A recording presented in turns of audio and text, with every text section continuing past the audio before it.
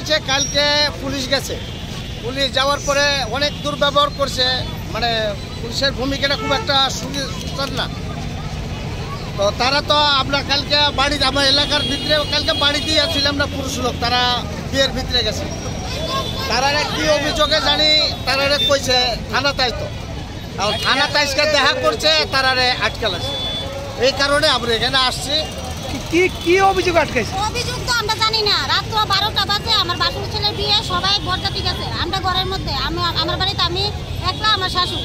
তারা যায় এসে গেছে দিদি গেট খুলেন। আমি এত রাত্রে গেট খুলুন, আপনারা কেডা? আমরা থানার থেকে গেছি, আমি গেট খুলে দিচ্ছি। তারপরে যে আমি কিছু কিনতে হয়েছে, এটা কি জুটুন মিয়ার বাড়ি? আমি বলছি হ্যাঁ এটা জুটুন মিয়ার বাড়ি।